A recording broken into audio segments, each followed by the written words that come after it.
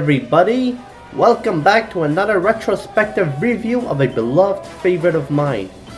A game that I wholeheartedly enjoyed playing back in the good old days, before the rise of the 360 pollution. So with the recent release of Skyfall, I've decided to make an RR, the two R's stand for retrospective review, on James Bond 007 Nightfire.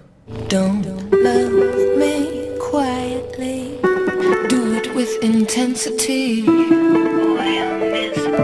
In case you've been living in a cage for your entire life, James Bond is a massively popular film franchise that has spawned over 20 films.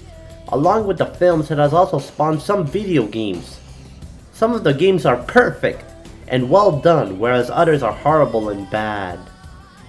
Nightfire is the 5th James Bond game that has been released by Electronic Arts.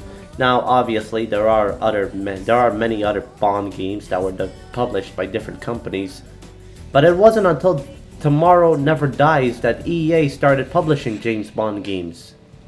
After the release of the horrible Agent Under Fire, EA started to smarten up and they decided to make a good James Bond game for once. This good Bond game was Nightfire, and it still holds up as one of the best first-person shooters I've ever played. You did well at Drake's training facility 007. We agree that the rockets. The storyline of Nightfire is a classic Bond tale, where James Bond has to prevent missile exchanges, stop weapon smuggling from a company known only as Phoenix, and defeat the big bad guy named Drake. Did I mention that you can fight in space too?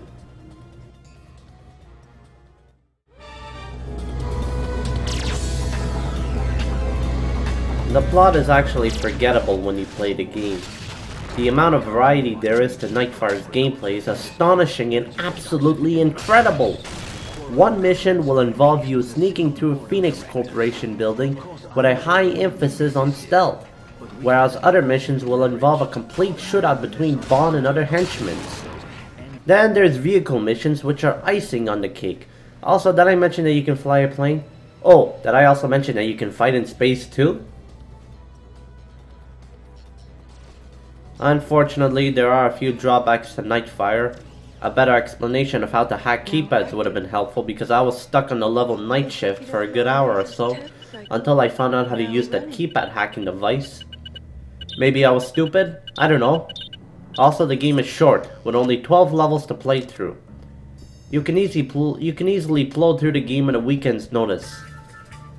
Also, stay completely far away from the PC version. The graphics, animations, and models in Nightfire's PC version are completely terrible compared to the console versions.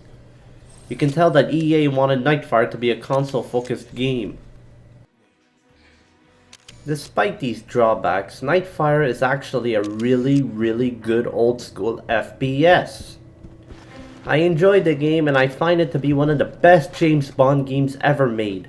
It was a step up from the mediocre Agent Under Fire, and it was the beginning of the golden age for James Bond games. Because after Nightfire came out, the brilliant Everything or Nothing came out.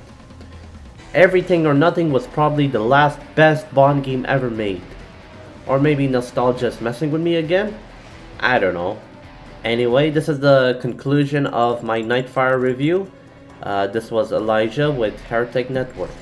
I will see all of you soon. Take care and have a good day. And remember, keep on playing video games.